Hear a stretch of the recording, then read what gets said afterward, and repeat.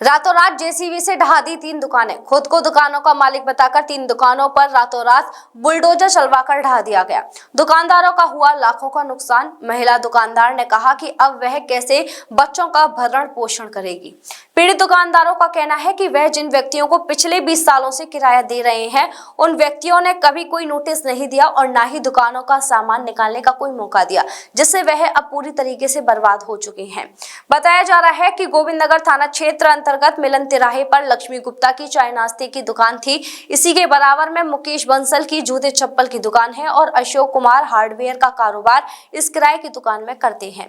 पिछले काफी समय से तीनों दुकानदारों को स्वयं को दुकान मालिक बताने वाला शुभम दुकानों को खाली करने के लिए दबाव बना रहा था। बीती 24 तारीख को डी गेट पुलिस चौकी का कार्यरत एक सिपाही विजय कुमार गुप्ता की दुकान पर पहुंचा और कहा कि दरोगा जी उसे बुला रहे हैं। पीड़ित का कहना है कि वह अपनी पत्नी के साथ चौकी पहुंचा, जहां पहले से शुभम अपने 2 साथियों के साथ बैठा मिला।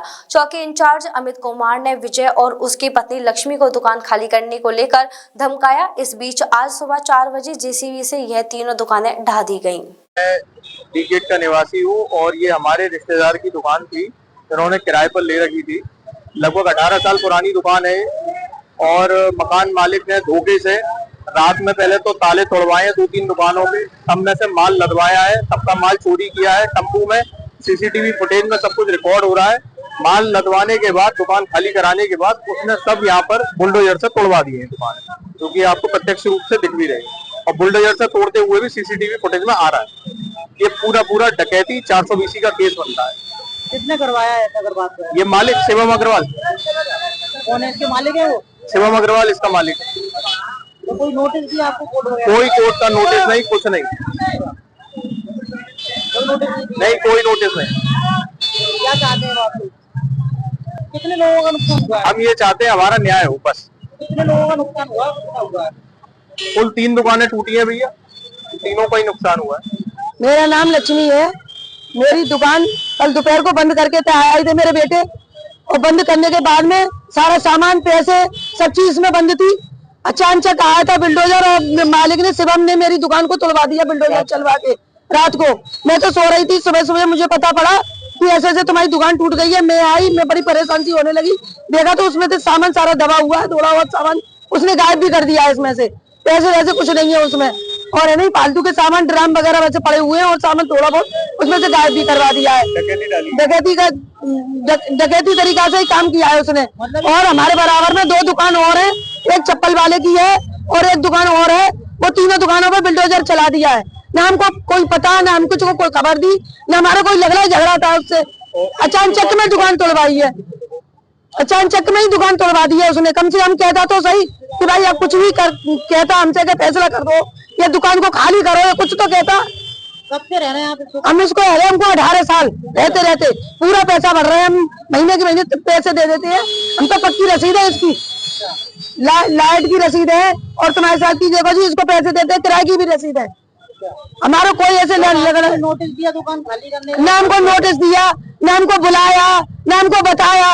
और मेरे 4 बेटी है, बेटा मेरे है नहीं है भाई साहब। मैं बड़ी परेशान हूँ, तबीयत मेरी सही नहीं रहती है। इसके कार्रवाई करी जाए भाई साहब। आप पुलिस की बता रहे हैं, क्या है मतलब? पुलिस वाले सामने चौकी इंचार्ज है, उनने हमको बुलाया था, पति पत्नी को दोनों को। हमें कोई खबर नहीं थी, ना कोई लड़ाई नहीं झगड़ा। अचानक मेरे पति दुकान पे बैठे हुए थे, उनको बुलाया कि भाई ऐसे इनकी दुकान को खाली क्यों नहीं कर रहे हो।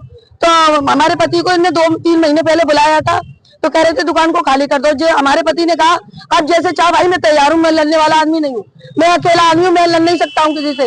इस वजह से उनने जो कही तुम जैसे फैसला चाहो कर सकता हूँ।